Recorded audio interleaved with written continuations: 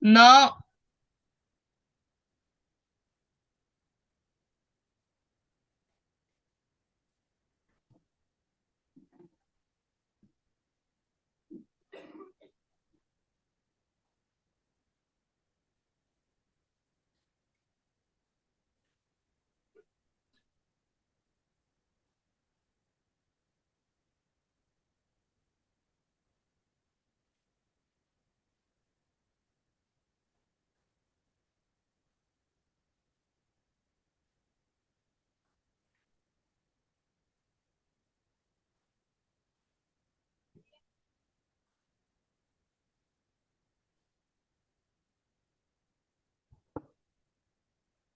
¿Está transmitiendo? ¿Está transmitiendo ya la clase? Hola, buen día. No sé, me parece que no se escucha. Hola, hola. ¿Se escucha al fondo? No. Hola, hola. Hola, hola, hola. Buen día, ¿cómo les va? ¿Qué tal? Bueno, vamos a iniciar. Buen día a quienes están a través de la pantalla. Vamos a iniciar la clase de hoy. Estamos ya entrando a la unidad número 2, ¿sí? Quería, antes de avanzar, preguntar en función de lo que trabajaron con las docentes en los trabajos prácticos, las consignas que desarrollaron y la lectura que seguramente también van avanzando, si queda alguna duda, alguna consulta respecto a los textos que vimos en la unidad 1. Tenemos la ficha relacionada al contexto de surgimiento, tenemos Bauman y May, Bourdieu, Mills y Dubet, ¿sí? Esos son los textos que corresponden a la unidad 1. Los tres textos principales de los autores que abordan el tema de la mirada sociológica, principalmente, o sea, cómo desde la sociología se puede aportar a la comprensión de problemáticas sociales, ¿sí? Entonces ahí vimos estos autores que mencioné y que si bien están vinculados, porque tienen un posicionamiento similar desde esta mirada interpretativa, también hay diferencias en cuanto a los aportes que cada uno realiza sobre de qué se ocupa la sociología, ¿no? Por ejemplo, el tema de la neutralidad, de la objetividad, el tema de la utilidad o no, como dice Duet, como dice Bourdieu. Hay diferencias en cada uno de estos autores respecto a la postura que tienen en cuanto a cuáles son los aportes que podría hacer la sociología a la comprensión de problemáticas sociales. Recuerden que esta mirada está vinculada a el surgimiento de la sociología, ¿sí? Por eso es que nos ubicamos históricamente para entender cómo era la sociedad de la época, qué cambios se produjeron y en función de estos cambios, cuál fue la necesidad, cuál fue la demanda del nacimiento de una disciplina como esta. O sea, ¿por qué nace relacionada a estas características, ¿no? Entonces, es importante que quede esto claro para poder pasar ahora a los clásicos de la sociología, la unidad 2. ¿Hay alguna pregunta, consulta, algo a raíz de la lectura? ¿Cómo van con eso? ¿Todo bien? ¿Se entiende? ¿Está todo claro? ¿Sí? Bueno, entonces vamos a avanzar. Recuerden que el primer parcial viene después de la unidad 2, ¿sí? O sea que nosotros terminamos los clásicos de la sociología y ahí tenemos el parcial, para que no se junte demasiada la lectura. Y también es importante saber para nosotras si es que se va entendiendo o no, en dónde tenemos que hacer hincapié, en dónde hay que volver. Por eso es que tomamos el parcial lo antes posible para poder ir haciendo también un análisis de cómo estamos avanzando con la materia, ¿sí? La unidad 2 es un poco más extensa porque la bibliografía es más extensa. Ahí tomamos el texto de Ritzer, que es en realidad de un libro completo de Ritzer. Tomamos los capítulos 4, 5 y 6, que son justamente cada uno de estos capítulos vinculados a Durkheim, Weber y Marx, ¿sí? Entonces, el autor desarrolla cada una de las ideas principales de los clásicos, recupera los aportes centrales de cada uno de los autores, está bastante organizado en cuanto a los conceptos, ¿sí? Lo va organizando con subtítulos y demás, y al final tiene también un resumen. Comienza con una biografía de los autores, con una introducción, y luego termina con resúmenes de los capítulos. Esto es bastante interesante porque nos ayuda a ordenar la tarea, ¿sí?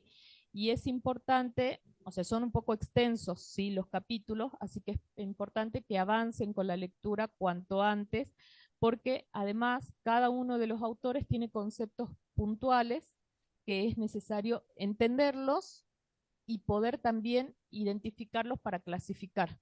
O sea, no es lo mismo hablar de hecho social que hablar de acción social, por ejemplo. Entonces tenemos que ir avanzando en poder identificar qué autor se ocupa de qué concepto.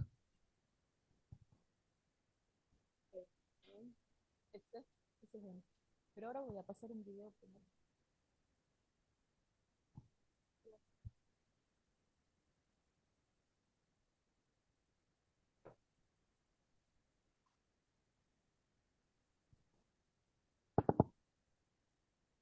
Perdón, ya seguimos.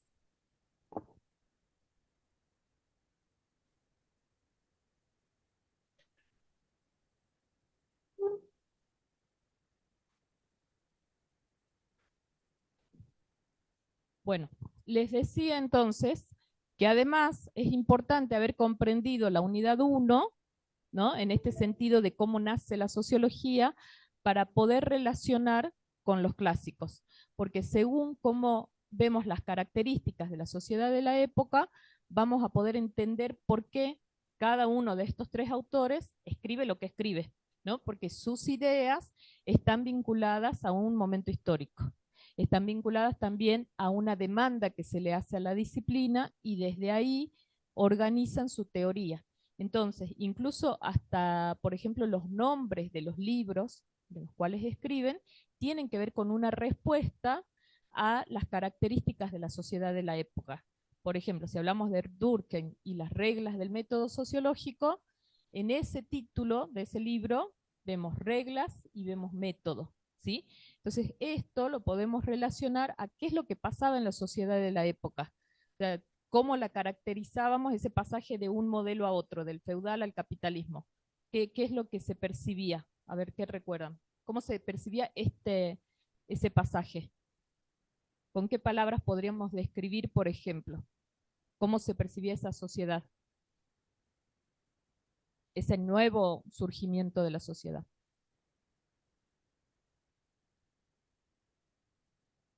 Sí, sí, sí, pero ¿cómo era percibida? O sea, a raíz de todos los cambios, uno de esos, la técnica, por ejemplo. Puede ser, pero si la caracterizamos, ¿cómo diríamos que era esa sociedad, esa nueva sociedad que se estaba organizando? Problemática, sí. O sea, marginal, ¿qué más?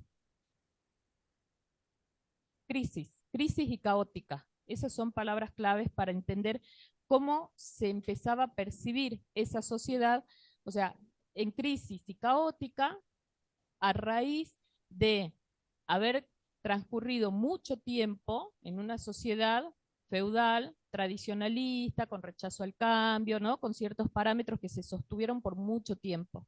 Entonces, cuando suceden estas modificaciones que están basadas principalmente en lo económico, en el modo de producción, repercuten en los ámbitos de las vidas de las personas, ¿no? Entonces, ¿cómo es percibida? Como una sociedad en crisis.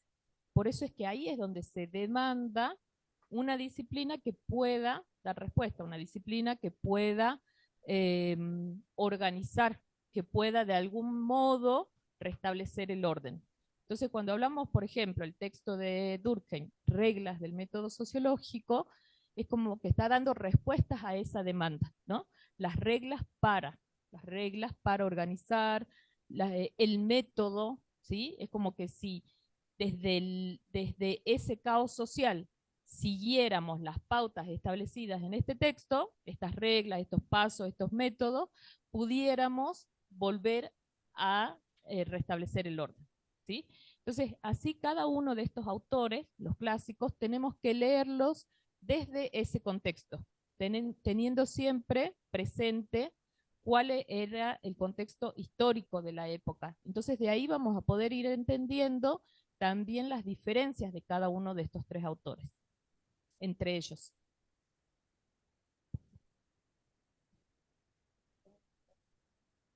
Nosotros vamos a ir avanzando en cada uno de los tres autores. Hoy vamos a empezar con Durkheim. Nos va a llevar un poco de tiempo desarrollar cada uno de estos tres autores. Hagan lo posible por ir haciendo el seguimiento de la lectura. Es importante esto porque tienen muchos conceptos. Entonces, si en algún momento algo no se entiende o si quieren por ahí pensar en un ejemplo que lo podamos trabajar, está bueno que lo puedan plantear, ¿sí?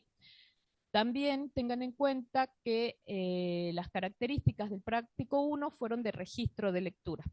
El práctico 2 y los que vienen ya van a ser en un sentido de interpretación. O sea que las consignas no va a ser solamente esta actividad casi mecánica de leer y pasar a la ficha, sino que van a tener que responder a consignas que les van a pedir comparar, clasificar, analizar un caso, interpretar. Entonces, para esto tiene que entenderse la lectura, ¿sí? Así que aprovechen también de ir haciendo preguntas.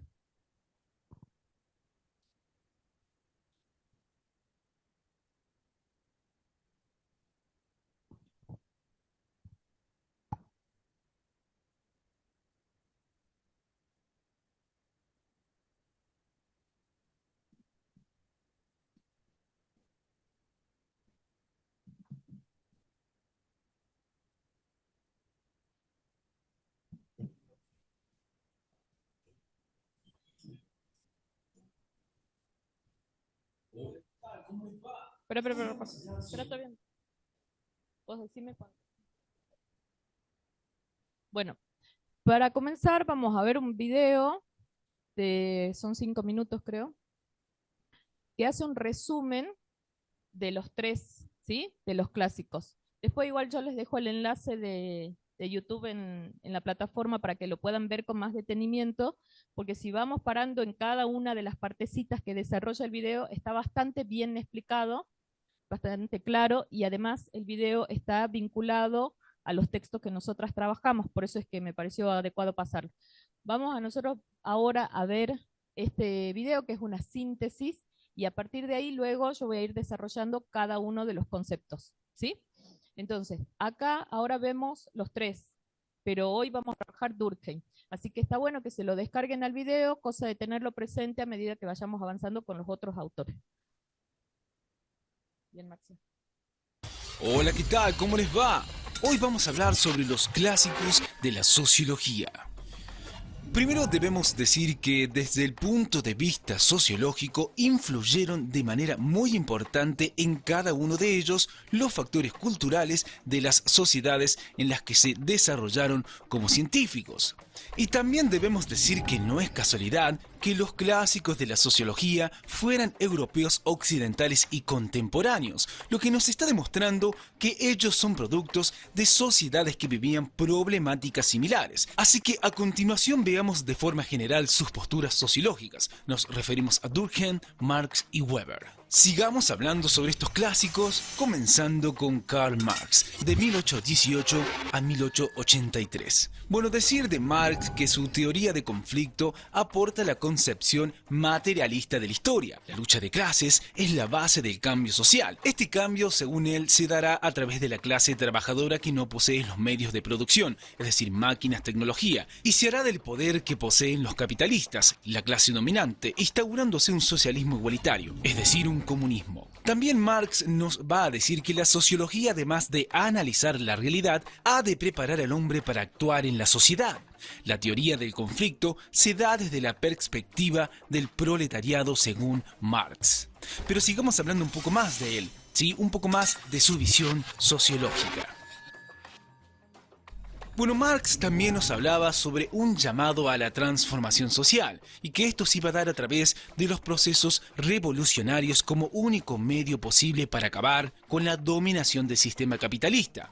Y también iba a decir que el gran conflicto de la humanidad comienza con el surgimiento de las desigualdades sociales, cuando la sociedad comienza a dividirse en clases, lo que este señor denominó como sociedad clasista.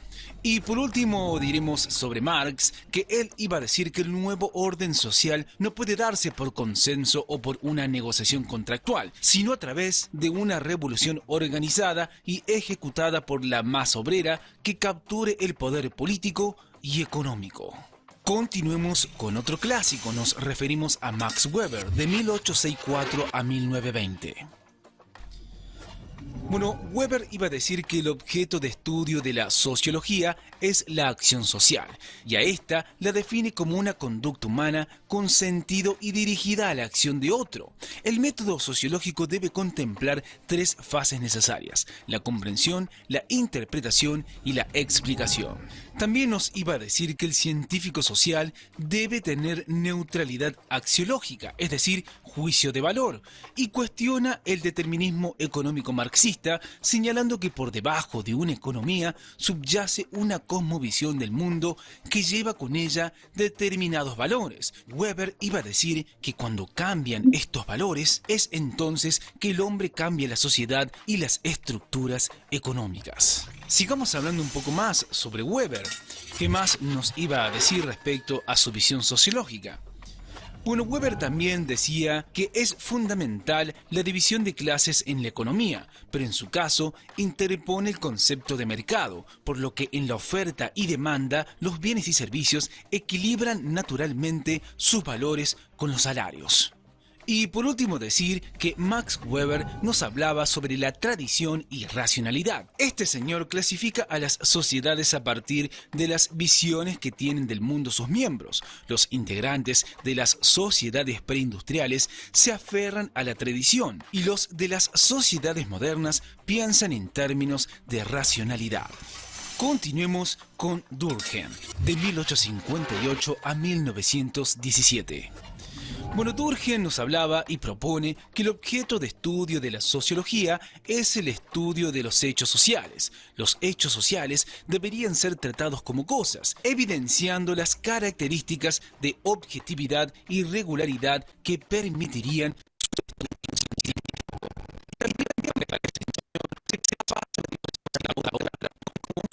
histórico y no como un producto de un conflicto social. Como decía Marx, el positivismo considera que el orden social es consensual, es decir, por un común acuerdo. Pero sigamos, así conocemos un poco más sobre la visión sociológica de Émile Durkheim. Este señor también nos habla sobre la división del trabajo y la solidaridad mecánica, que son los lazos y vínculos sociales basados en una visión común del mundo, una moral común que mantiene unidos a los miembros de una sociedad preindustrial, que él la llamó sociedades arcaicas o primitivas. Y también nos habla sobre la solidaridad orgánica, que son los lazos y vínculos sociales basados en la especialización y la división del trabajo, que unen a los miembros de una sociedad, fundamentalmente la industrial, es decir, las sociedades avanzadas, en donde se da la división de roles. Y por último decir que nos habla sobre la llamada anomía, que es la situación de ambigüedad social en la cual la persona no sabe cómo comportarse porque las pautas de conducta son inexistentes o poco claras o inadecuadas. Bueno, esto es todo por hoy. Como siempre les decimos, chequen los videos de nuestro canal que seguramente les serán de utilidad. ¡Hasta la próxima!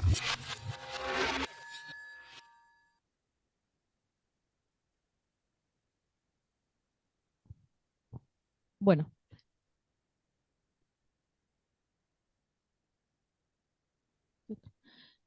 bien.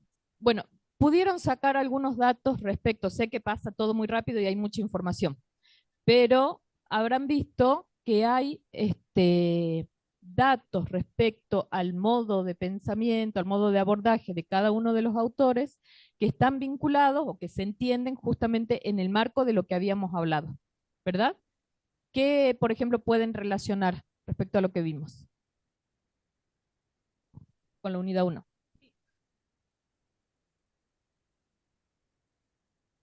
Hechos sociales, dice. Sí.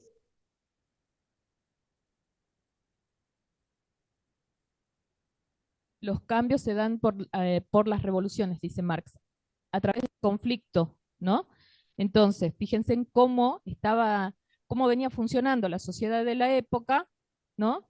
Que llevan a que en determinado momento, él dice esta idea dialéctica, ¿no?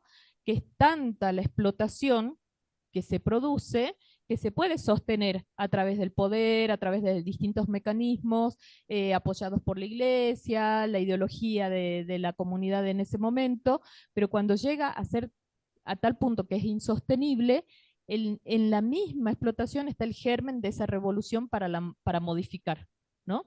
Porque es ahí cuando en algún momento la sociedad va a organizarse en rebelión a lo que viene sucediendo, ¿no? Entonces es ahí, a través del conflicto, que se producen las revoluciones. ¿Qué otra idea?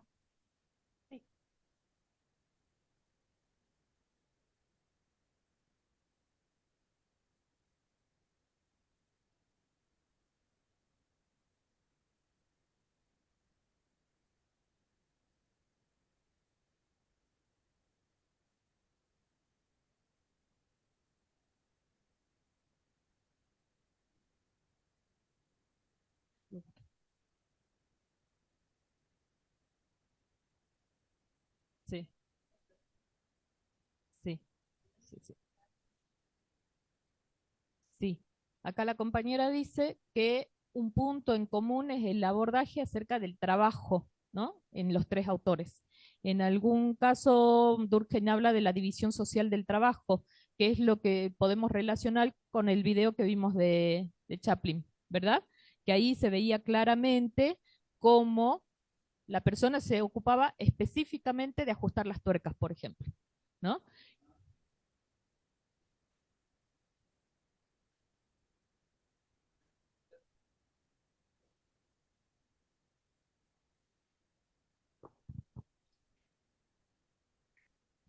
Sí, Marx responsabiliza al capitalismo, porque dice que el capitalismo es el problema de la sociedad de la época, en la cual cada vez los margina más para beneficio del proletariado, habla.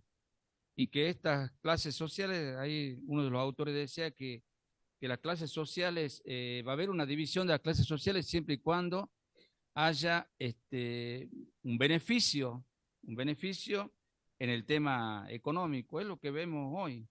Hoy en el día vemos que determinada clase social, cuando pasa a cierto nivel de un nivel económico, ya yo creo, ¿no? En mi punto de vista, creo que cambia ya la mentalidad y pasa a pensar de otra manera. Es lo que creo.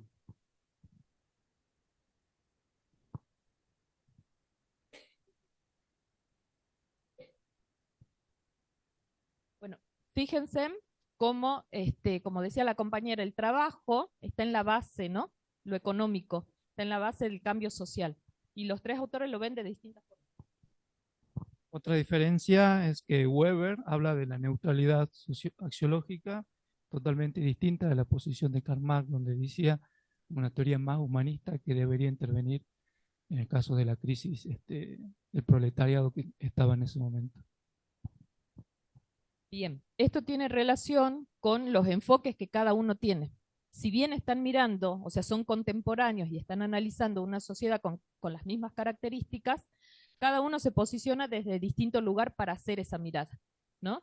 En el caso de Durkheim, lo hace desde un paradigma positivista, Weber interpretativo y Marx reflexivo, crítico. Entonces, desde ahí es que nosotros vamos a ir entendiendo cuáles son las diferencias entre cada uno. A ver, vamos a avanzar un poquito con eso. Interpretativo.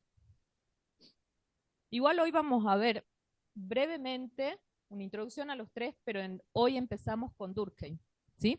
Así que vamos a ir retomando uno por uno a medida que avancemos. Entonces, a ver, yo voy a presentar los tres, así como en el video, solamente a los fines de que tengan en cuenta cuáles son las características centrales, pero después el desarrollo hoy hacemos de Durkheim, ¿sí? Entonces, respecto a los tres autores, vamos a comenzar con Durkheim y vamos a ir haciendo un análisis. La corriente, como les decía, en el caso de Durkheim, es positivista. En el caso de Weber, es comprensiva, interpretativa, y Marx, reflexiva, crítica. Acá dice materialismo dialéctico. ¿Cuáles son las obras principales de Durkheim? Para que tengamos en cuenta cuáles son los aportes que realizan o cuáles son las problemáticas de la sociología de las cuales se ocupan, ¿no? Eso nos va a ayudar también a entender diferencias entre los tres. Las reglas del método sociológico es una de sus obras principales, el suicidio, la división del trabajo social. Fíjense, bueno, acerca de las reglas del método sociológico, ya hablamos recién, ¿no? Les decía que es una respuesta a la demanda de la época. Desde que vemos el título del libro, ya podemos asociarlo a esas características de una sociedad cambiante, de una sociedad en crisis, de una sociedad caótica. Recordemos que dijimos en la unidad 1 que habían como dos sectores, ¿no? Los defensores del viejo orden y quienes estaban a favor de los cambios. Entonces, los defensores del viejo orden demandaban esta posibilidad de volver a ese orden, a esa sociedad tradicional.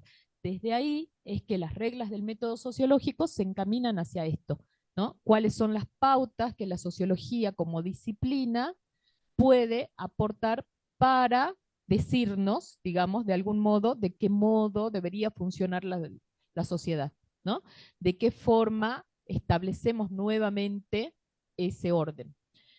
El suicidio, fíjense que por ahí decimos es necesario hoy hablar del suicidio. Estamos hablando acá del siglo XIX y una de las obras principales y aportes de la sociología al tema ya hablaba del suicidio, ¿no? Porque, a ver, si nosotros hoy en día decimos el suicidio, ¿no? Si hablamos de un caso puntual, decimos una persona tuvo un intento de suicidio, ¿a quién diríamos que tiene que dirigirse esa persona y su familia, por ejemplo? ¿A dónde tendría que ir? Al psicólogo, ¿no? No se nos ocurre como primera idea pensar en la sociología. Sin embargo, el aporte que hace Durkheim, que es sumamente valioso en ese sentido respecto al análisis del suicidio, ayuda a comprender cuáles son las situaciones del contexto, cuáles son las situaciones vinculadas, que incluso él clasifica en 4 tipos de suicidio, que ya los vamos a ver ahora, ¿no? Que llevan a que una persona tome la decisión que sí es una decisión individual, por ejemplo, y que cometa este acto.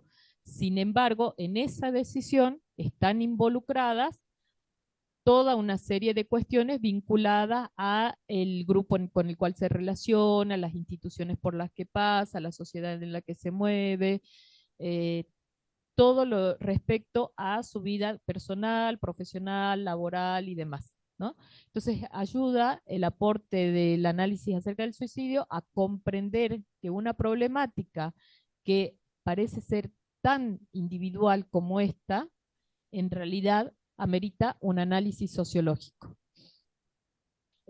Otra de las obras, la división del trabajo social. Bueno, esto que mencionaron acá también respecto a que una de las preocupaciones que aborda este autor tiene que ver con eso, ¿no? El cambio respecto al modo de producción que pasa de una sociedad tradicional con una economía de subsistencia, que por lo tanto ese modo de producción, dijimos que era integral, dijimos que estaba en manos de un grupo minoritario, que podía ser una familia, que podía ser un grupo de artesanos, pasa a empezar a especificarse en cuanto a las funciones, ¿no? Por eso es que dice la división social del trabajo. Podemos entenderlo en relación al video que vimos en la unidad 1, ¿sí? La especialización. ¿Cuáles son las ideas fundamentales de Durkheim? El hecho social, ¿sí? Enseguida desarrollamos el hecho social. El hecho social, solidaridad mecánica y orgánica, que lo vimos recién también en el video, que está vinculado justamente a el tipo de sociedad, una sociedad tradicional o una sociedad capitalista, ¿no? ¿Qué tipo de solidaridad se da en una y en otra? La evolución de la sociedad, él denomina arcaica y avanzada, o sea, la feudal como arcaica, como tradicional, la avanzada que tiene que ver con lo racional. División del trabajo y anomia. Fíjense en que toda su obra está vinculada a la situación de la época, ¿no? Si hablamos de anomia, que lo que explica también en el video, esta idea de falta de normas, de falta de reglas claras en una sociedad, en su funcionamiento, que trae también, repercute en los individuos de forma de decir que podríamos incluso relacionarlos con el suicidio, tiene que ver con ese cambio a nivel social, ¿no? Entonces, el autor está describiendo qué es lo que pasaba en la sociedad de la época. Bueno, lo mismo con división del trabajo. En el caso de Weber, el paradigma es interpretativo, como vimos recién en el video, si avanzar a la comprensión, primero a la interpretación y a la explicación. ¿Sí? Primero yo tengo que comprender que las cosas suceden por algo, ¿no? Tengo que poder interpretar el por qué suceden, empezar a integrar cuáles son las distintas variables relacionadas en eso y finalmente explicar, ¿no? Esos serían los pasos que dice Weber. Las obras de Weber, algunas de ellas son La ética protestante y El espíritu del capitalismo. Nuevamente, leyendo el título, podemos relacionarlo directamente con lo que vimos en la unidad 1, ¿no? Recuerden que dijimos que uno de los hechos vinculados al feudalismo y a la caída del feudalismo tiene que ver con la pérdida de poder respecto a la iglesia, ¿no? Y esa pérdida de poder estaba relacionada a un hecho puntual. ¿Cuál era? O sea, ¿cuál es a qué se debe el retroceso de la iglesia en esta sociedad capitalista? Uno de los hechos que marca, digamos.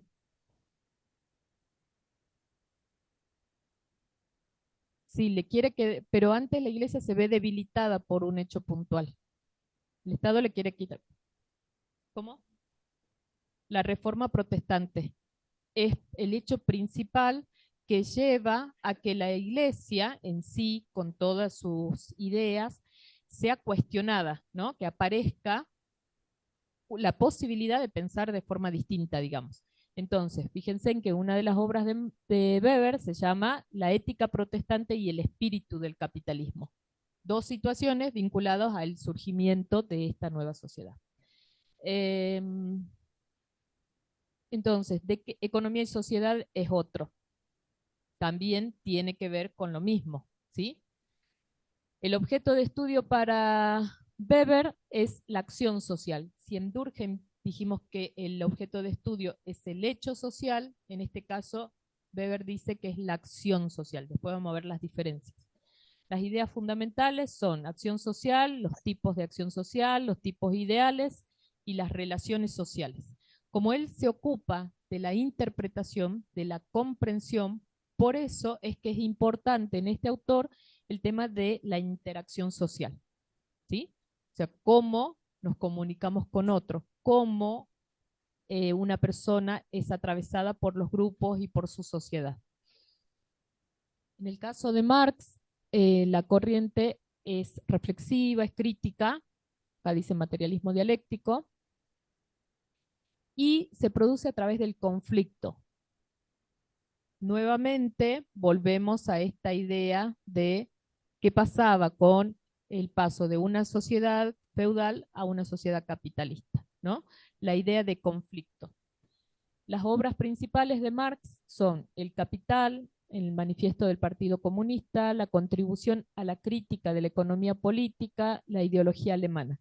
Fíjense en que para Marx la base de todo cambio social está dada por la base económica, ¿sí? Él dice que en los cambios sociales, políticos, lo que está como base es lo económico.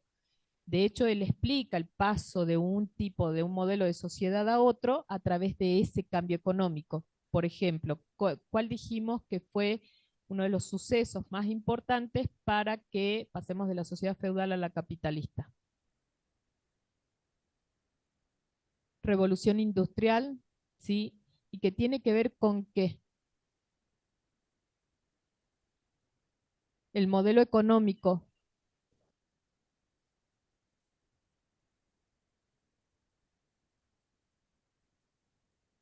El cambio en el modo de producción, ¿sí? Principalmente el cambio en el modo de producción. Fíjense en cómo el cambio en el modo de producción lleva a que fuera necesario la modificación en los otros ámbitos de la vida de las personas. O sea, eso modifica, por ejemplo, la conformación de una familia, ¿no? Se producen las migraciones, vimos que sucede esta situación de que se cambia el escenario rural, urbano, o sea, hay toda una serie de modificaciones en el pasaje de una sociedad a otra, pero Marx dice que en la base de toda esta modificación, lo que mueve ese cambio social es lo económico, ¿sí? Por eso es que escribe una de sus obras más importantes, El Capital. Las ideas fundamentales, la dialéctica, el conflicto social, dominación, plusvalía, infraestructura, superestructura y producción. Todo está vinculado a el modo de producción, la idea esta de infraestructura, que también en la base está lo económico y la superestructura lo ideológico, y el tema de la dialéctica, como estos cambios no son lineales, sino que se van dando en relación a distintas situaciones y en el medio vemos la teoría del conflicto, ¿sí? Bueno, la idea de presentar a los tres es para que después no lo entendamos como cuestiones separadas, sino que podamos ir viendo qué tipo de relaciones hay entre los autores para poder comparar y también para poder diferenciar, ¿sí? Entonces, cuando yo escribo en el parcial, por ejemplo, estoy haciendo el análisis de una problemática, ¿no? Y me sitúo desde un punto de vista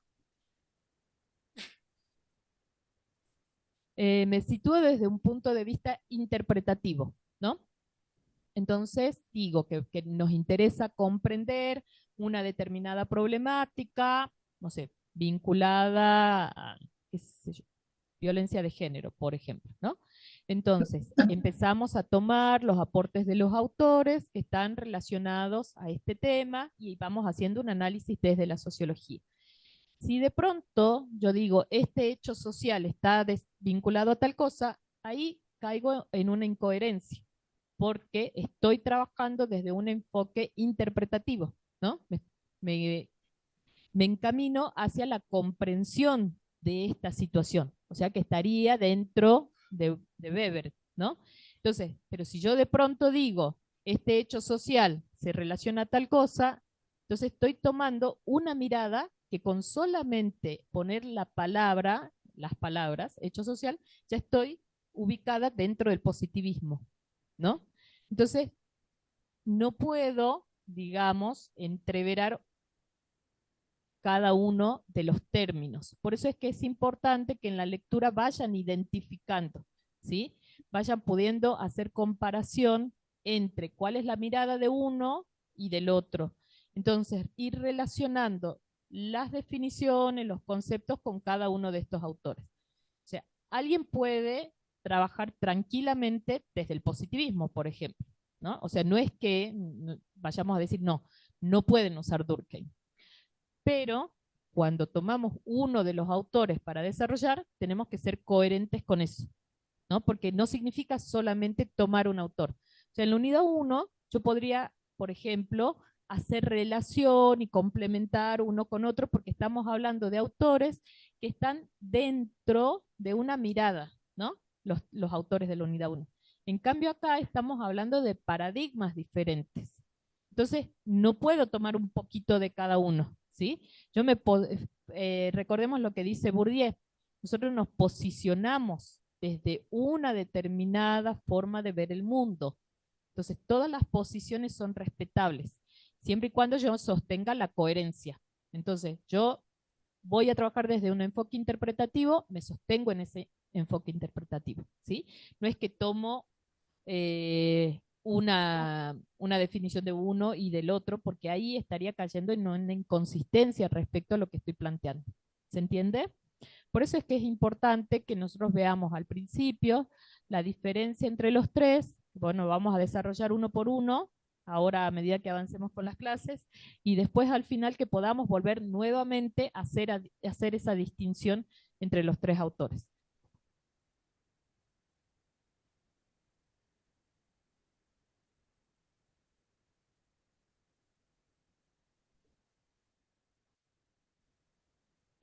Pregunta acá la compañera si cuando se les plantee hacer análisis de un tema, tienen que decidir por uno de los tres. O sea, yo puedo, por ejemplo, incorporar, estoy hablando de Weber, incorporar Marx o incorporar Durkheim, pero para eso yo tengo que poder hacer claramente la distinción, ¿no? Entonces, estoy haciendo un análisis y de pronto digo, desde otra perspectiva, considerando los aportes desde una mirada interpretativa, me parece interesante contraponer lo que, o sea, siempre y cuando se vea que hay una diferencia, entonces yo no puedo integrar como si todos pensarían igual. O sea, pero ahora, si yo puedo hacer esa comparación, esa distinción, sí, lo puedo agregar.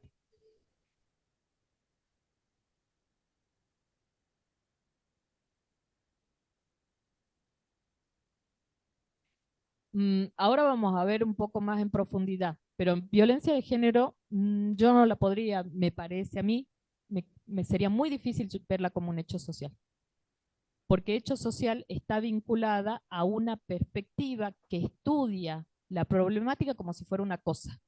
O sea, de hecho, la definición de hecho social dice estudia como si fuera una cosa. Se puede hacer un estudio objetivo, pero ¿hasta dónde cuando estoy hablando?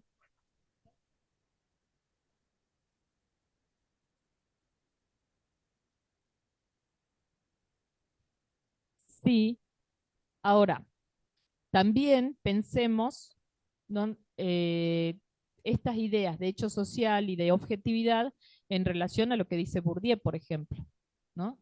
¿Hasta dónde es posible la objetividad? O sea, si de hecho yo de entrada estoy eligiendo estudiar sobre violencia de género, o sea, no hay objetividad, porque estoy tomando una decisión desde un posicionamiento que es personal. ¿No?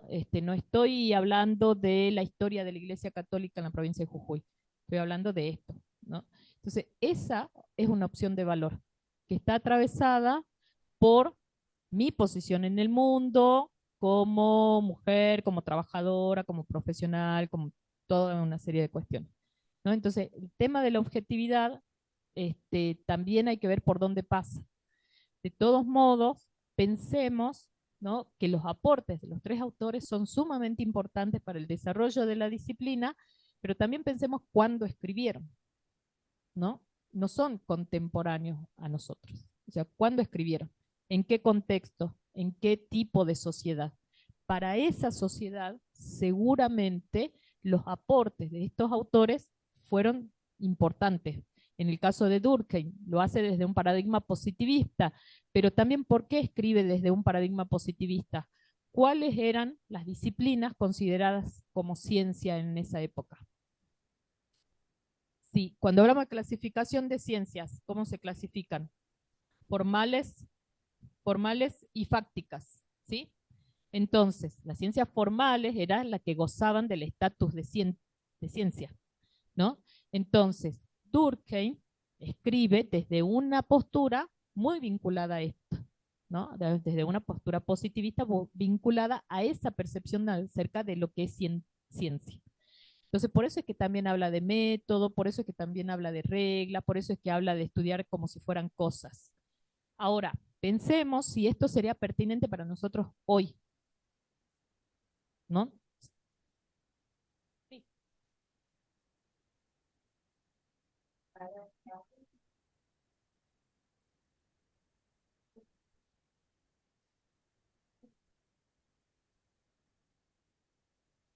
Pregunta el compañero si podríamos estudiar desde Durkheim el tema del suicidio en Japón, por ejemplo. Entonces, Durkheim dice que los hechos sociales se estudian como si fueran cosas, ¿verdad? Entonces, desde lo empírico, como si yo podría traer el hecho acá a la mesa y analizarlo. Desde ese punto de vista, el aporte sería, por ejemplo, desde lo estadístico, ¿no? Porque, ¿qué es lo empírico? Aquello que puedo medir, cuantificar, controlar, comprobar. Entonces, podríamos sacar datos estadísticos acerca de cuál es la tasa de suicidio en hombres y mujeres, según la franja de edad, hacer un corte histórico y decir qué pasa en la actualidad y qué pasaban 30 años atrás, comparar con una sociedad occidental. Desde ese punto de vista, el análisis es posible y es viable, pero en relación a ese aporte, ¿no? Desde esa mirada. Puede ser. Por ahí, a los fines de aportar con datos, con conocimiento respecto a lo que está sucediendo, se puede hacer desde ahí. Sí. También se puede hacer desde, o sea, ¿qué pasaría si esto que dice el compañero, ¿no? El ejemplo que él da acerca de el análisis del suicidio, bueno, aquí lo vemos desde Durkheim. ¿Cómo lo veríamos? ¿Cómo se le ocurre que lo estudiaríamos desde Weber, por ejemplo?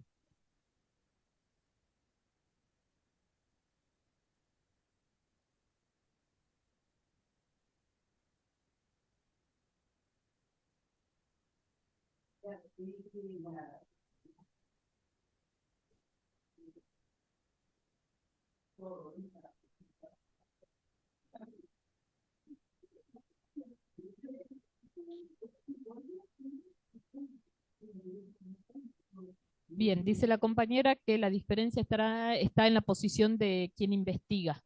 En algún caso tiene que ver con lo empírico y en el otro con comprender qué es lo que pasó. Bien. Bueno, esa es la diferencia que podemos ir estableciendo respecto a la mirada que vamos a tener desde cada uno. No está bien o mal que podamos utilizar uno u otro autor, siempre y cuando tengamos en claro cuál es el enfoque desde el cual nos paramos. ¿Sí? ¿Se entiende?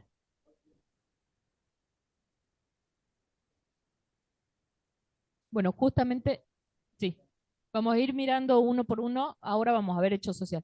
Pero tiene que ver, la acción tiene que ver con esta interrelación, a lo que le interesa a Weber, o sea, no es el hecho en sí aislado, pasó esto, y vemos que hay, no sé, una pareja discutiendo, este es el hecho, ¿no? En este caso, Weber lo que ve es la acción social, o sea, esa situación enmarcada, atravesada por otras variables. Cómo se relaciona ese varón con su grupo de amigos, con su familia, con su trabajo, esa mujer, lo mismo en las dimensiones en las que se mueve. Entonces, lo que le interesa al autor es la acción en sí. La acción que está muy vinculada a lo que vimos en la unidad 1, ¿no? La acción, o sea, en relación al mundo en el que nos movemos, el entorno. Por eso es que interpreta. Sí, sí, sí, sí. Bueno, cuando vayan avanzando en la lectura, van a ver que Durkheim habla del concepto sobre hecho social, ¿no? Lo dice así como bien clarito, puntualmente. Son formas de ver, de pensar, de sentir, de entender el mundo, ¿no? Que son coercitivos y externos a las personas, ¿sí? Ahora, él dice que los hechos sociales deben ser estudiados como cosas. Cuando habla del texto las reglas del método sociológico, son 6 reglas. Y la primera dice que los hechos sociales deben ser estudiados como cosas. Para él, ¿por qué estos hechos deben ser estudiados de este modo? Hay un análisis que tiene que ver con la objetividad, que para que esto suceda, deben tratarse empíricamente. Dice que los hechos sociales deben tratarse empíricamente, es decir, a través de la experiencia, a través de los sentidos, o sea, yo tengo que poder controlar eso que estoy estudiando, tengo que poder comprobar eso que estoy estudiando. Por eso es que lo tomo como si fuera un objeto, como si fuera una cosa, ¿sí? Por eso es que en el ejemplo que dio el compañero, por ejemplo, acerca del suicidio en Japón, yo voy a analizar ese tipo de variables que me permitan a mí acercarme a ese objeto de estudio y entender qué es lo que pasa con ese objeto de estudio, pero como si fuera una cosa, ¿sí? Él dice que los hechos sociales son externos y son coercitivos. ¿Qué significa esto? Cuando nosotros nos incorporamos al mundo, ¿no? Ya hay una sociedad funcionando. Tiene reglas, tiene normas, tiene creencias, tiene prácticas religiosas, que existen antes, que nos preceden, ¿sí? Entonces, estos hechos sociales se nos imponen. O sea, mucho de lo que hacemos no tiene que ver con la decisión personal de que yo quiero hacer o no quiero hacer tal cosa. O sea, muchos de ustedes hoy se levantaron, desayunaron rápidamente o quizás no y salieron rápido porque ya sabían que a tal hora pasa el colectivo, a tal hora entran a clases, tienen que hacer después tales y tales actividades, ¿no? Entonces, no está librado totalmente a la decisión de la persona aquello que sucede o aquello en la que se ve involucrado. ¿Por qué? Porque formamos parte de un grupo social que tiene normas de funcionamiento, que tiene reglas, que tiene tradiciones a las cuales nosotros nos tenemos que sumar, ¿no? Por ejemplo, un ejemplo claro es cómo el semáforo organiza la vida de las personas, ¿no? En muchos sentidos. Entonces, desde este lugar, para él, los hechos sociales son externos, ¿no? Vienen de afuera, vienen impuestos, tienen una fuerza propia, justamente a raíz de que ya forman parte del funcionamiento de una sociedad y que están organizados para que esa sociedad funcione de esta manera, ¿sí? En este paradigma, en esta forma de funcionamiento social. O sea, ¿cómo comprenderíamos los hechos sociales en la sociedad feudal? Seguramente es distinta a la forma en que se comprenden en la sociedad capitalista, porque ese modo de funcionamiento social origina determinados hechos sociales, ¿no? Hablábamos el otro día acerca de los valores, por ejemplo, ¿no? Ustedes mencionaron algunos valores que para nosotros actualmente y en relación a la edad que tenemos son válidos, ¿no? Y que quizás para las nuevas generaciones estos valores no son tan fuertes o bien son reemplazados por otros, ¿sí? Entonces, eso tiene que ver con cómo se construye el hecho social, justamente, por eso es que dice social, de afuera hacia adentro, ¿sí? Se imponen, son externos. Son coercitivos por esta idea de que hay mecanismos determinados para sostener que ese hecho social se imponga y funcione. O sea, hay un poder muchas veces invisible que es coercitivo y que tiene que ver, con, por ejemplo, con la idea de la sanción, con la idea de la norma, con lo que se entiende en un determinado momento histórico por legal o no, ¿sí? A nadie se le ocurriría levantarse hoy y golpear a un compañero acá dentro del aula, por ejemplo, ¿no? Entonces, eso tiene que ver con las formas en que se fue estableciendo la norma en este funcionamiento social, ¿sí? Hace varias décadas atrás no hubiese sido cuestionado si viene la docente y le pega con una regla en las manos a alguien, por ejemplo. Hoy seguramente generaría toda una serie de situaciones, ¿sí? Pero bueno, fíjense que ese hecho social tiene que ver con cómo se construye a nivel de sociedad y por lo tanto se impone. Y mucho de lo que nosotros creemos que son individuales, decisiones individuales, pasa por este poder coercitivo a nivel social. ¿Se entiende? ¿Sí? Bueno, son anteriores porque nosotros no los creamos, sino que los recibimos, se transmiten a través de la educación, una socialización primaria en el grupo familiar, una socialización secundaria a través de las instituciones. Es transversal al funcionamiento de una sociedad, ¿sí? O sea, atraviesa los distintos órdenes de la vida social. Y tiene carácter colectivo, porque son parte de la cultura de una sociedad. Tienen un carácter colectivo. Si alguien tiene las copias acá, ¿se anima a leer el concepto de hecho social? ¿Lo identificaron? Hay una parte que lo dice.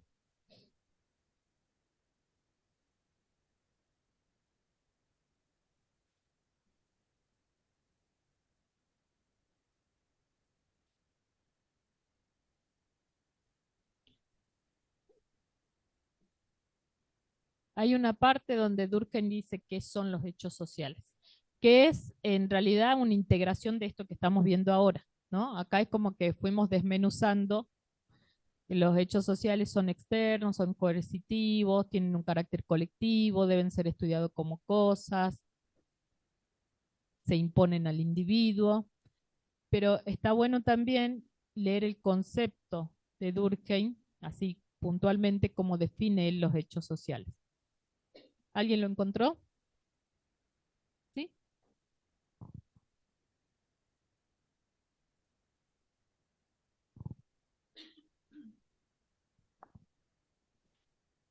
Con el fin de lograr que la sociología se alejara de la filosofía y de darle una identidad clara y particular, Durkheim afirmó que el objeto distintivo de la sociología debía ser el estudio de los hechos sociales. El concepto de hecho social tenía varios componentes, pero la idea de que los hechos sociales debían ser tratados como cosas era de crucial importancia para distinguir la sociología de la filosofía. Como cosas, los hechos sociales debían estudiarse empíricamente, no filosóficamente. Durkheim creía que las ideas podían concebirse introspectivamente, filosóficamente, pero las cosas no pueden concebirse mediante una actividad puramente mental. Se requieren datos del exterior de la mente. Este estudio empírico de los hechos sociales como cosas apartó a la sociología durkheimiana del esfuerzo teórico fundamentalmente introspectivo de Comte y Spencer. Aunque tratar los hechos sociales como cosa contrarrestaba la amenaza que al menos para Durkheim planteaba la filosofía, era solo parte de la respuesta al problema de la amenaza planteada por la psicología. Como la sociología durkheimiana, la psicología era ya una disciplina altamente empírica. Para distinguir la sociología de la psicología, Durkheim afirmó que los hechos sociales eran externos y coercitivos para el actor. El objeto de la sociología debía ser el estudio de los hechos sociales, mientras el de la psicología apuntaba al estudio de los hechos psicológicos. Para Durkheim, los hechos psicológicos eran fenómenos básicamente heredados, aunque por supuesto esto no describe a la psicología actual y tampoco es una descripción muy acertada del objeto de la psicología de entonces. Permitió a Durkheim establecer una clara distinción entre los dos campos.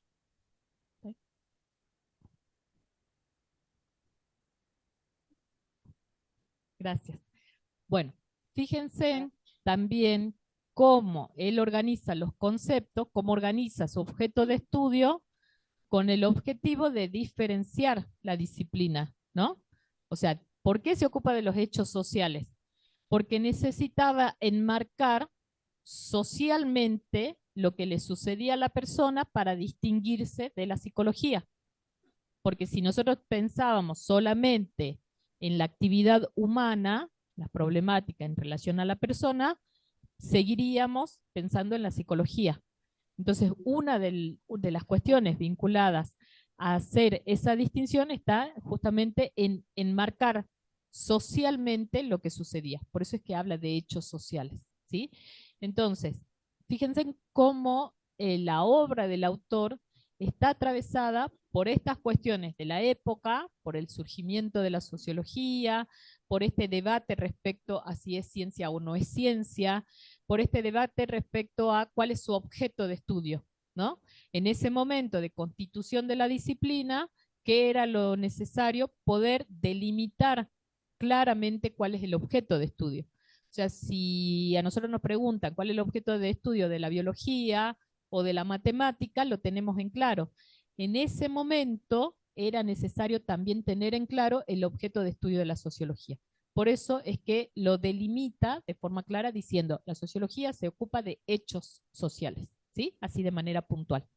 ¿Se entiende? Entonces, hay que comprender el concepto de hecho social en relación a todo esto.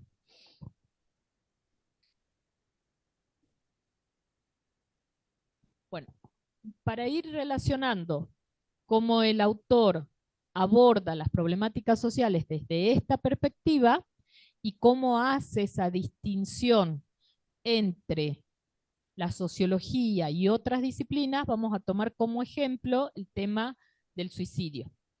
Dijimos hace rato que si alguien nos pregunta respecto a una problemática vinculada al suicidio, rápidamente responderíamos que de eso se ocupan los psicólogos, ¿verdad? Entonces, ¿por qué Durkheim toma esta problemática para su estudio? ¿Y por qué es una de las clásicas en la sociología desde la obra de Durkheim? Fíjense que Durkheim dice que el suicidio tiene sus orígenes en las formas en que la sociedad en la cual está inserta esa persona regula e integra a la persona, ¿sí? Que no es una decisión aislada, individual, que alguien de pronto se levanta y dice, hoy me tiro el puente, ¿no? Tiene que ver con el modo en que esa persona establece determinado tipo de relación con su grupo social. Desde ahí lo explica. Entonces, sí, la influencia externa. Entonces, existen 4 tipos de suicidio. En el primero, el suicidio egoísta, que si bien pareciera que hace alusión a una persona, ¿no? Estamos hablando del suicidio egoísta, pero tiene que ver con una integración baja de la sociedad. Una persona que no está integrada plenamente a su sociedad, que obviamente al estar dentro de una sociedad tiene que funcionar, ¿no? Pero que no está integrada.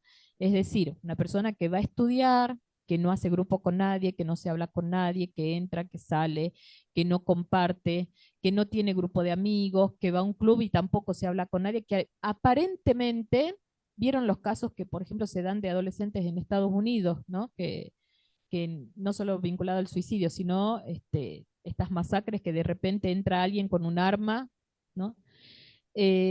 Una persona que no siente integración, que dice, si yo me muero, a nadie le importa, ¿no? Porque no tengo un amigo, una amiga a quien contarle determinadas situaciones, con quien compartir, con quien almorzar, con quien ir a bailar, no sé, no está integrado, ¿no? Y que puede vivir su vida de esta forma durante mucho tiempo, con una integración baja a esa sociedad.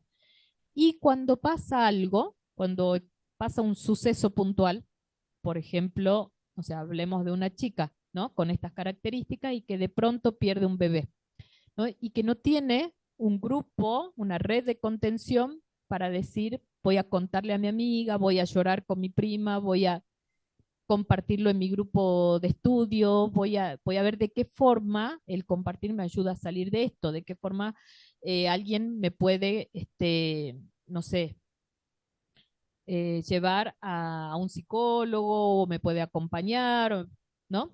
Me puede contener. Entonces, esa falta de contención, ¿no? Con una persona que venía con una integración baja y que de pronto aparece un suceso como este, es lo que puede llevar a que tome la decisión.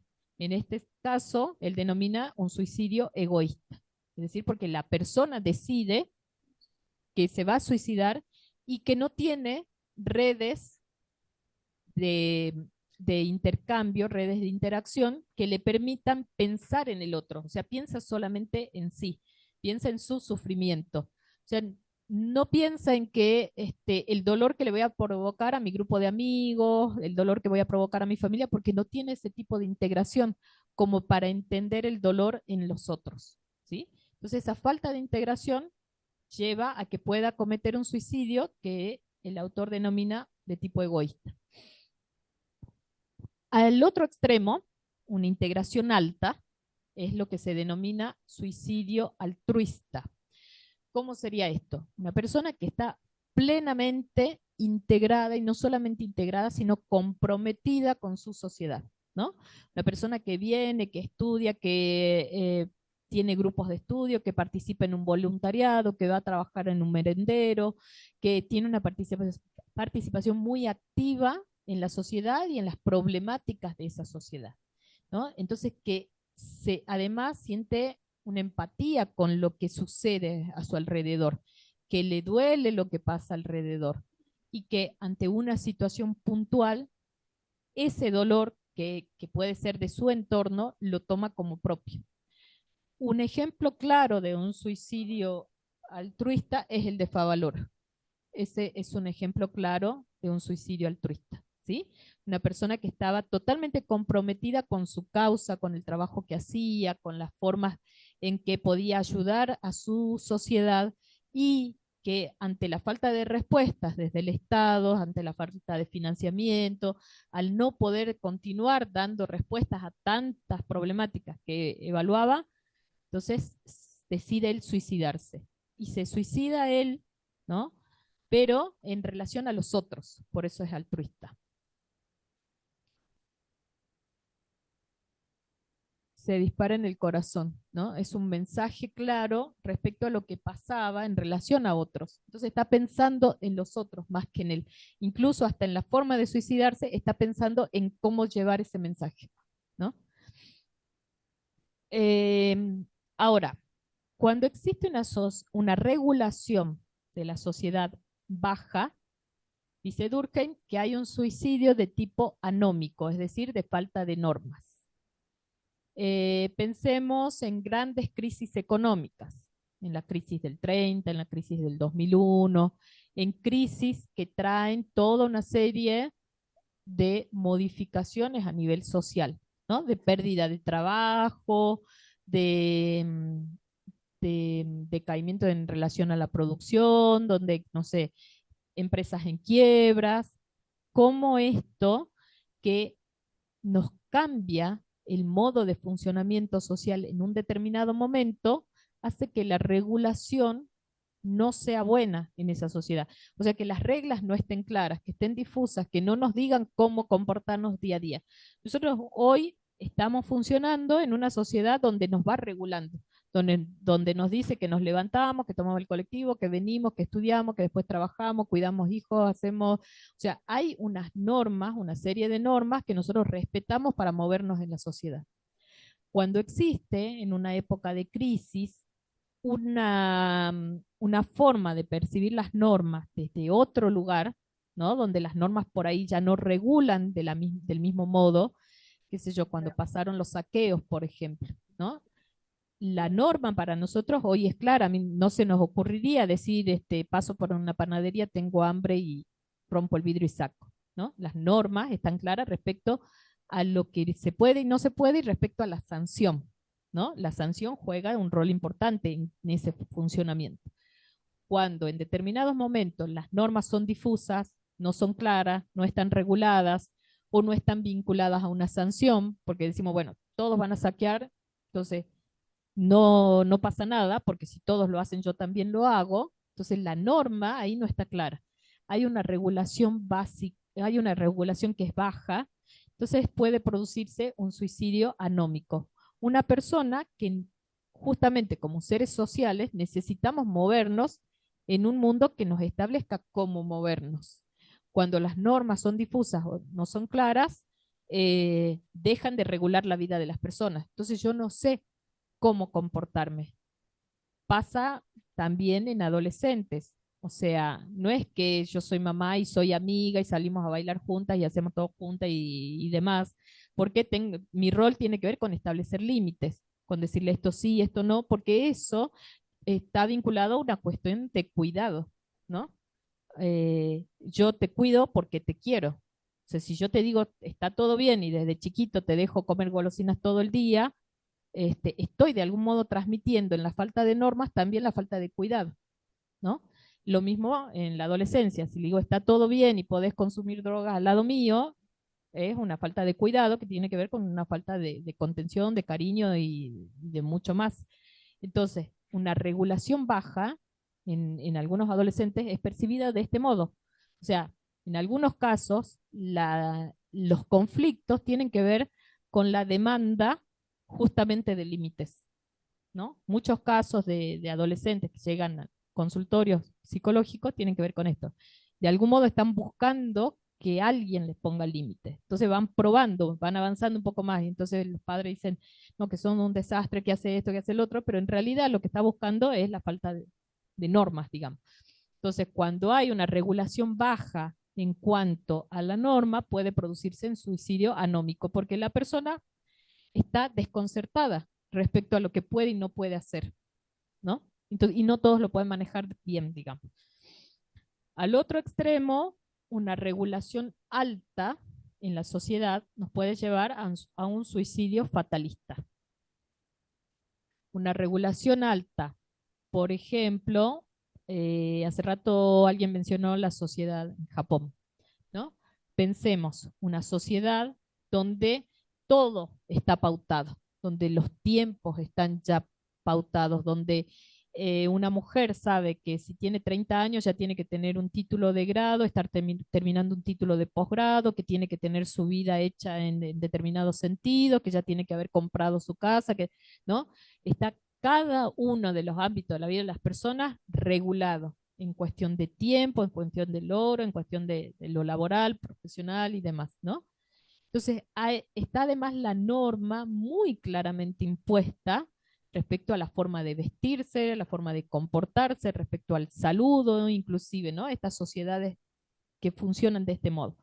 La regulación es tan alta que a veces llega al extremo de que la persona no puede responder o siente que si no respondió de manera adecuada según lo que se esperaba de ella en determinada edad, ya, digamos, quedó afuera, ¿no? Ya fracasó, ya desilusionó al grupo, a la familia y demás. Entonces puede producirse un suicidio fatalista.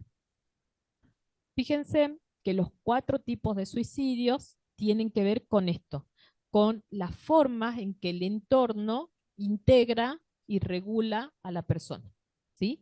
Desde ese punto de vista, el suicidio es estudiado desde la sociología y en este caso por Durkheim, ¿sí?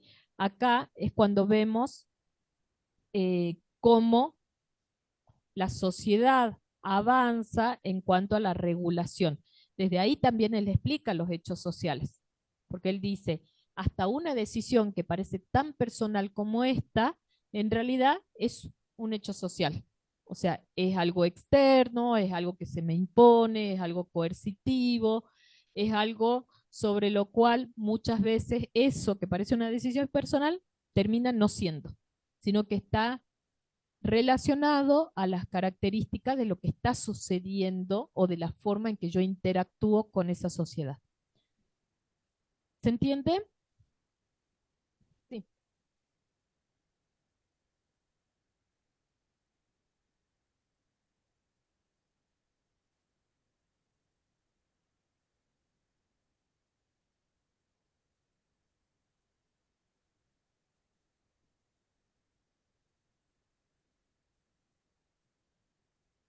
Ujú.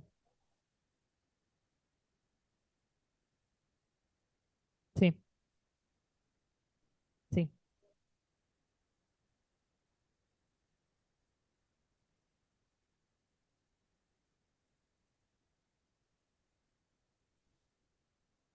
Bien. La compañera pregunta en cuanto a la regulación baja y regulación alta, la crianza de los padres, ¿cómo influye esto, lo del ser demasiado permisivo o ser sobreprotectores? Estamos hablando también de extremos, ¿no? O sea, en este caso, cuando la regulación es clara, o sea, cuando hay una regulación de normas, o sea, cuando yo le pongo en claro las normas a mi hijo y digo, robar está mal, esto es inaceptable, que golpees a tu novia es inaceptable, yo esto no permito, estos son los límites claros. De ahí en más, yo puedo generar autonomía para que se desarrolle y puedo tranquilamente decirle sí, que salga, que tenga novia, que que organice sus tiempos, sus actividades, que decida si hoy tiene mucho para estudiar mañana, entonces falta, no sé, hasta cuándo esta noche y se queda estudiando, o sea, regula él sus tiempos, ¿no? En ese caso, lo permisivo es bien visto porque genera autonomía en la persona siempre y cuando antes haya una base clara respecto a las normas y los límites. O sea, no es que podemos ser permisivos, bueno, esto también es de una postura personal, ¿no? No digo que sea la respuesta única, pero no es que podemos ser permisivos desde el minuto cero y en todo sentido. No es que si mi hijo me dice voy a andar descalzo todo el día, yo le decir sí para que seas libre. No, o sea, hace frío, te pones zapatillas, ¿sí? O sea, y eso tiene que ver con la regulación de la persona. A partir de que la persona establezca las normas claras, o sea, incorpore del entorno, no solamente de la madre, sino del entorno, incorpore las reglas claras, de ahí en más va a poder desarrollar su autonomía. De ahí en más no va a ser necesario que constantemente estemos llevándolo de la mano, estemos cuidando cada paso que hace. No sé si me explico, si está relacionado a lo.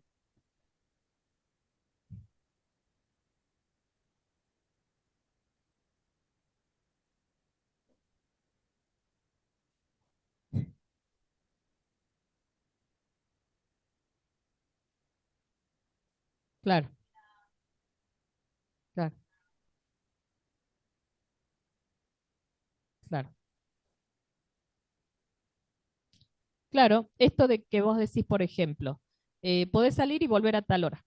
O sea, tenés el permiso de salir. Es una decisión y tenés la edad para hacerlo y yo tengo la confianza en que establecí reglas claras y vas a saber cuidarte, ¿no? Vas a saber qué hacer y qué no hacer. Vas a saber que no te vas con un desconocido, vas a saber. Entonces, pero establezco el límite. Tenés que llegar a las 4, ¿sí? Entonces, ese límite que yo establezco está claro en relación a cierto cuidado.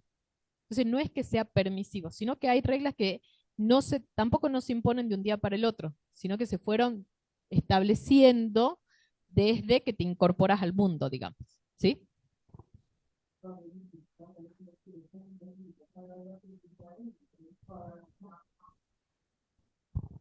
Acá en el ejemplo que decía la compañera, yo creo que tiene que ver asentado con el tema de la crianza, el tipo de crianza, el tipo de base, o sea, desde el principio cómo se lo fue eh, orientando en cuanto a hacer caso o no hacer caso.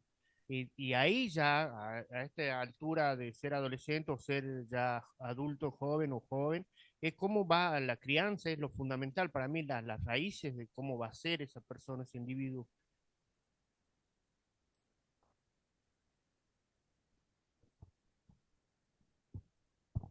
Pero, ¿cómo afecta eso, digamos, por ejemplo, eh, mi abuela la educó a mi mamá de cierta manera y mi mamá copiaba ese comportamiento, pero se daba cuenta cuando ella se integra más a la sociedad, cómo ese comportamiento realmente no estaba bien. Por ejemplo, antes, en la sociedad de antes, no les dejaban hacer o tener ciertas libertades, por así decirlo, en algunos aspectos, pero cuando uno se integra bien a la sociedad o viene más a la ciudad, se da cuenta que el resto de la sociedad sí tiene esos permisos o esas libertades de hacer las cosas y se da cuenta cómo eso afecta en su hijo, digamos. Bien. Bueno, yo creo que nos estamos yendo para psicología. Mi marido. Sí, sí, sí, se entiende. Bien. Sí, la norma. Bien.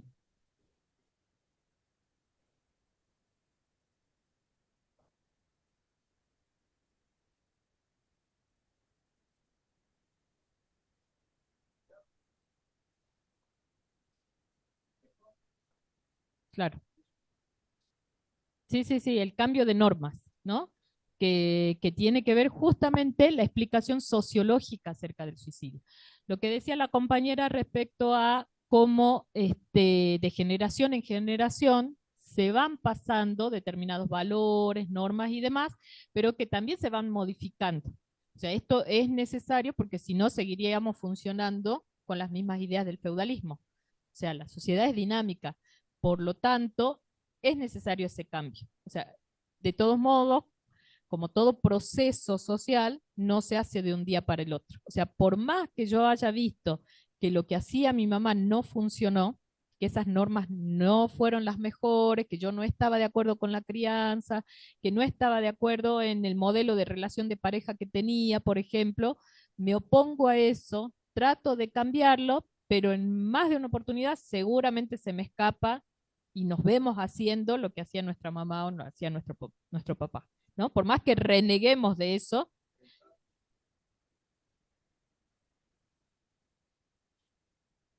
sí, sí, sí, sí, sí. Pasó la pandemia también, ¿no? Un suceso que nos modificó, un suceso que está bueno analizarlo, cómo modificó la vida de las personas, cómo las normas de comportamiento que teníamos de pronto ya no eran las válidas.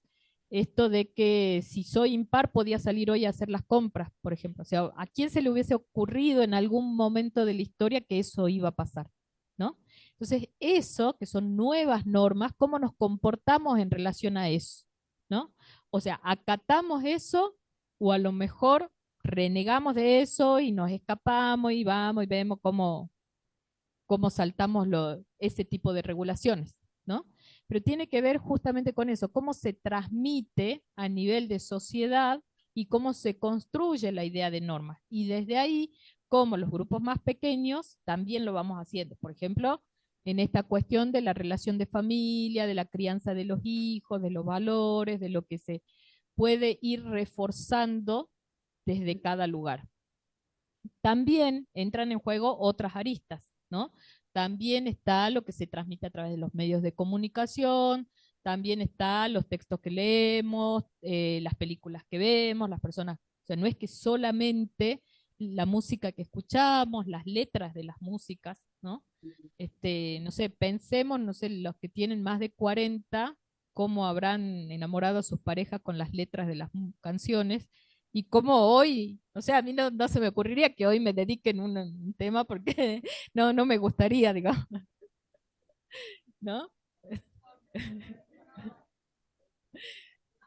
Bueno, pero a los fines sirvió, no sé, sabemos. Entonces, bueno, fíjense en cómo cada una de estas situaciones que vamos viendo tienen que ver con la necesidad de hacer un abordaje sociológico, ¿sí?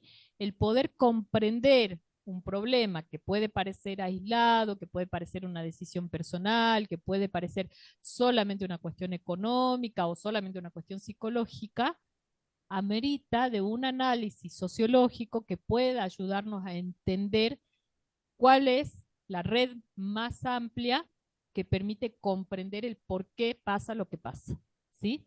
Ese es el aporte que hace la sociología al resto de las disciplinas. Desde ahí también pensemos aportes de la sociología a la carrera.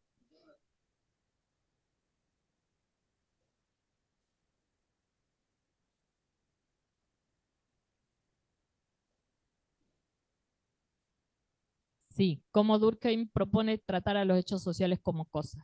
Bueno, hoy creo que no tomaríamos, o sea, yo puedo tomar el aporte del suicidio, por ejemplo, me parece muy bueno el caso de Durkheim.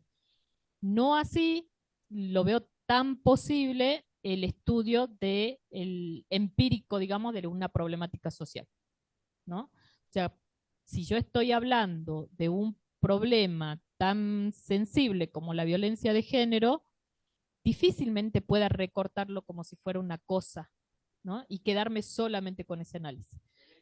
Sí,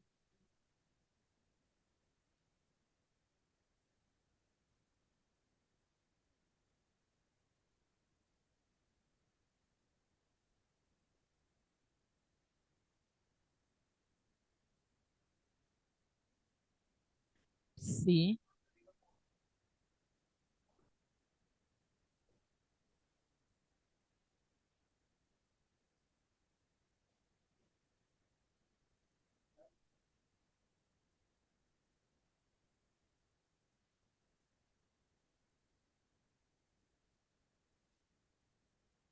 Sí.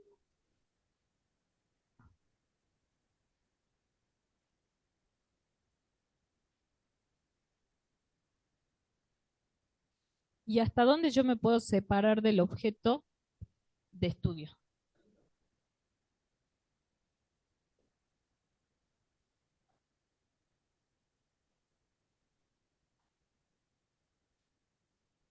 Claro, pero ¿hasta dónde es posible, digamos, tomar distancia de ese objeto de estudio que sí o sí me interpela? A ver, pensemos cualquier ejemplo.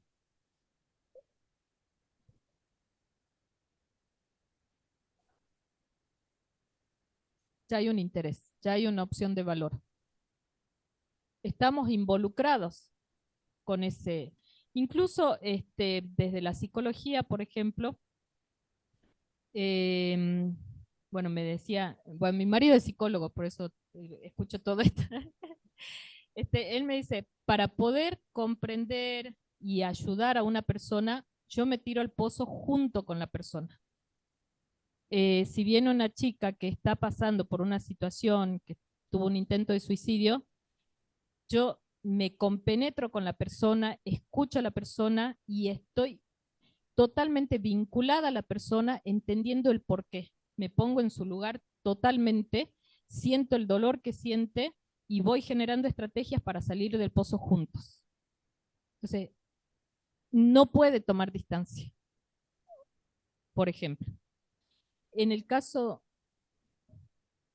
tiene las estrategias para en algún momento, o sea, generar vínculo y luego ir también despegándose. Ahora, desde la sociología, si bien obviamente nosotros en el estudio no puede ser subjetivo, no puede ser que yo diga, bueno, voy a utilizar la sociología para escribir a favor de la legalización del aborto y porque a mí me gusta y porque yo quiero y porque no sé qué, ¿no? Porque mi experiencia personal así lo dice. Hay en ese estudio distintos momentos, así como esto de la psicología, por ejemplo. Pasa por un momento de subjetividad cuando nosotros decidimos sobre lo que vamos a estudiar. Yo puedo despegarme de ese estudio cuando genero las herramientas de estudio para poder abordar el tema. Entonces, desde ahí yo voy a hacer que ese estudio sea lo más racional posible. Voy a buscar antecedentes en la bibliografía, voy a buscar datos en el censo, voy a ver los datos en el Ministerio de Salud para ver qué pasó con, no sé, la aplicación de educación sexual integral, qué pasa con el tema de distintas campañas respecto a esa problemática. O sea, voy a juntar información que me permita a mí que ese estudio sea lo más objetivo posible, porque sí, obviamente es una disciplina que va en búsqueda de un estudio racional, sistemático, organizado, que tiene todas estas características de objetividad, ¿sí? Pero también está atravesado, como dice Bourdieu, no puede ser neutro, porque está atravesado por una cuestión de época. O sea, por más que yo quiera alejarme de lo que hoy se produce teóricamente en relación a ese tema, lo que dispongo para leer es esto. O sea, lo que dispongo es lo que se está produciendo en la comunidad científica sobre este tema. Por eso es que en los cambios de paradigma pasa esto, ¿no? Que no se entienda, o sea, o que en un determinado momento un determinado paradigma resulte válido para esta sociedad y nos dé la respuesta ante todas las preguntas, demandas y problemas que tenemos. En algún momento se pensó que la Tierra era plana y funcionó de esa forma y cada uno en esa sociedad encontró las respuestas en ese paradigma, arriba el cielo, abajo el infierno, en las formas incluso de producción y todo en relación a ese paradigma que funcionaba y que era válido para esa época, ¿no? Cuando existe tantas preguntas que no son respondidas por este paradigma, o sea, empiezan a agrietarlo a ese paradigma. Entonces empieza a entrar en caos, empieza a entrar en crisis. Entonces surgen nuevas ideas hasta que se asienta un nuevo paradigma, la Tierra es esférica y en ese caso nos da respuestas en todos los sentidos, ¿no? Nos organiza la vida en todos los sentidos, ¿sí? Pero, entonces, cuando nosotros escribimos, cuando nosotros trabajamos en función de una problemática, tenemos que entenderla también en ese sentido. O sea, estamos produciendo en relación a un determinado paradigma que nos rige actualmente, ¿sí? Que nos dice de algún modo que va dirigiendo el modo de pensar, el modo de decidir, la forma. O sea, las producciones, por ejemplo, de los teóricos de la época, desde los títulos de sus libros hasta los conceptos principales, se entienden claramente en relación a que están escribiendo en función de lo que pasaba en esa sociedad. Nos pasa mucho que, por ejemplo, hay teorías muy buenas que fueron producidas, no sé, en Europa en los años 50 y que de pronto dice, bueno, el Ministerio de Educación va a cambiar a nivel curricular las decisiones y demás, y vamos a poner este modelo, ¿no? Un modelo que funcionó muy bien en una sociedad, con unas determinadas características. Qué sé yo, en algún momento se tomó mucho Piaget, ¿no? Las teorías de Piaget y demás para entender cómo se producen, por ejemplo, las etapas en el desarrollo del niño. Y entonces decíamos, de los 0 a los 2 años, el nenito tendría que estar haciendo tal cosa, de los 2 a los 7 otra cosa, la etapa concreta y así, ¿no? Entonces, esa clasificación en etapas de la vida de las personas en relación a cómo aprende, se tomaron de este autor. Este autor, que era un biólogo, que escribió en Europa hace mucho tiempo en función de una investigación que hizo en un grupo reducido de niños de clase media, con determinadas condiciones. Entonces, ¿qué pasa con la idea de la etapa de Piaget en una tribu africana, por ejemplo? O sea, ¿está haciendo lo mismo? No.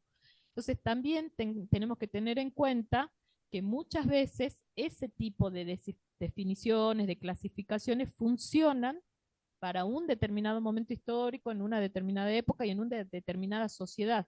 Yo no puedo pretender que el modelo educativo de Finlandia, de pronto, porque hicimos un estudio acá y unas pruebas estandarizadas y sacamos estos datos, ahora lo traemos acá.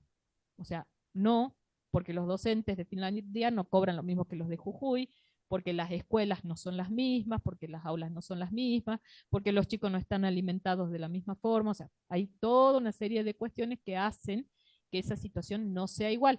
Por lo tanto, yo no puedo transponer una idea, un concepto, a otro lugar sin antes de por medio haberlo por lo menos tratado de adecuar a la realidad. ¿Se entiende? Bueno, hasta acá, preguntas, consultas, algo. ¿Nada? ¿Vamos bien?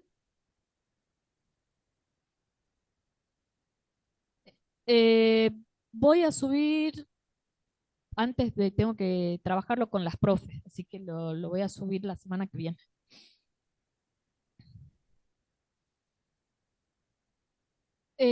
Bueno, sigamos con Weber.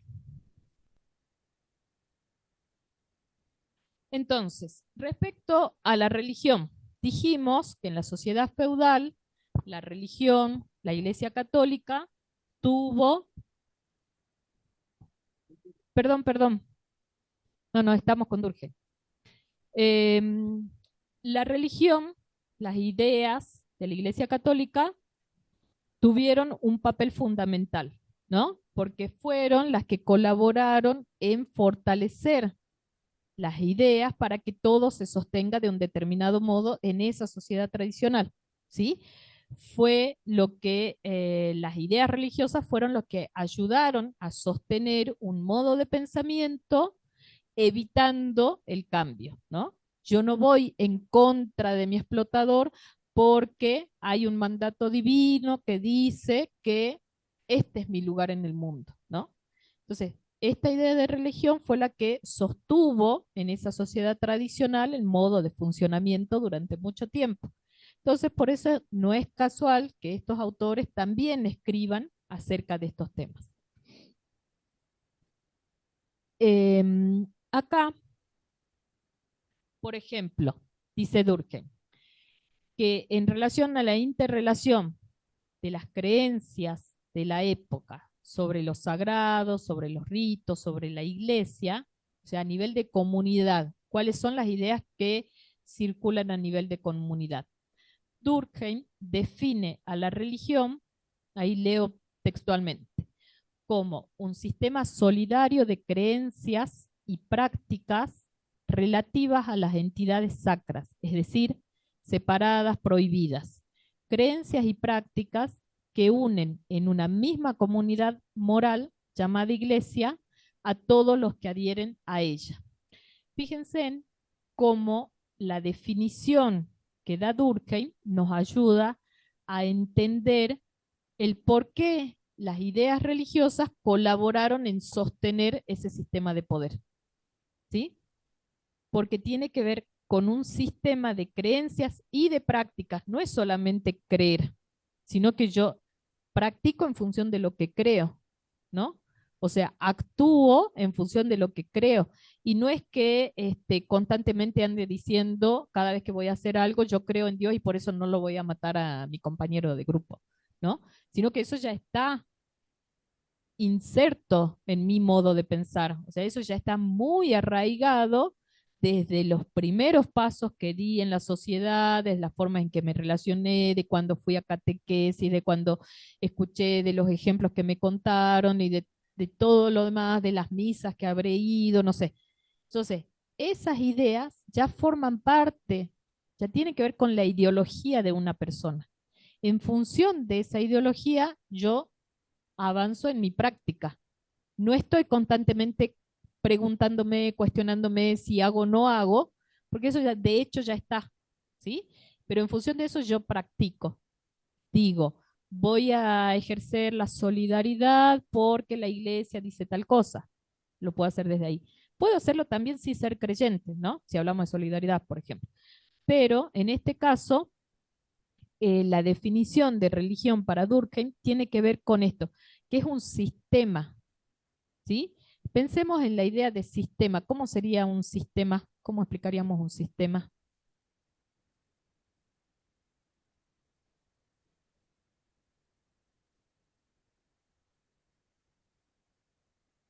Cosas o acciones que apuntan a un objetivo. Bien. ¿Algo más?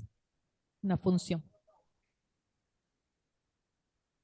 Cosas o objetos de una misma característica. Bien.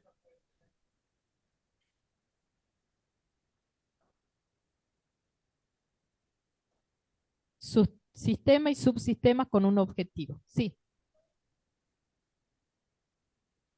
También un conjunto de procesos. Sí, sí, sí. Bueno, fíjense en que en esta idea de sistema, por ejemplo, si hablamos del sistema educativo, ¿no?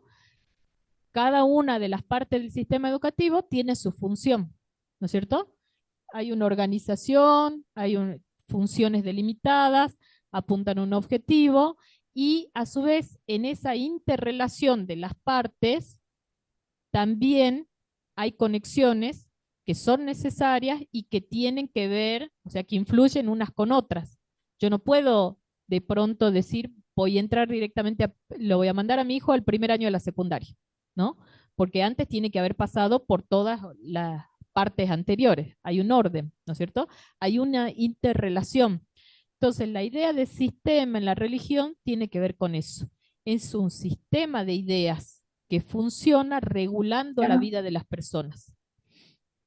Desde ahí está vinculado a la forma en que una comunidad establece lo que es moral, por ejemplo.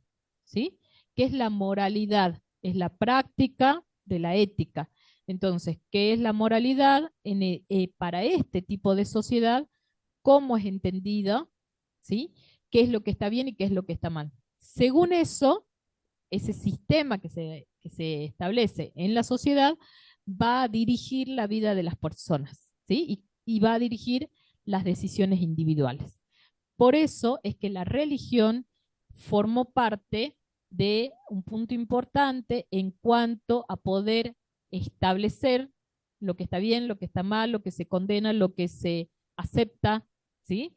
Cuáles son las normas, cuáles son las formas y sobre todo los modos en que esta sociedad se sostuvo durante mucho tiempo, ¿sí?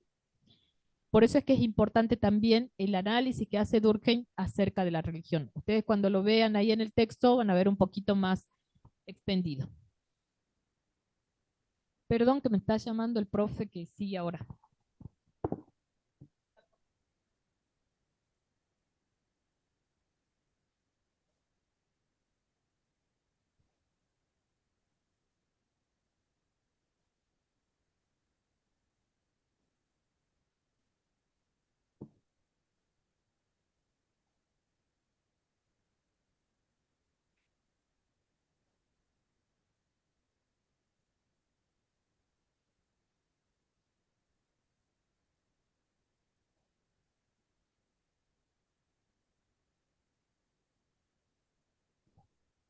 Bueno, ¿se entiende hasta acá? ¿Sí? Bien. Vamos a seguir, como les dije, trabajando los 3 autores clásicos de la unidad 2. Empezamos con Durkheim, seguimos con Weber y por último tomamos Marx. O sea que la clase que viene vamos a cerrar algunas ideas más de Durkheim y seguramente vamos a empezar con Weber. Les digo para que vayan teniendo a mano la lectura, cosa de que puedan hacer preguntas, ¿sí? Está justamente llegando el profe, así que dejamos hasta acá por hoy.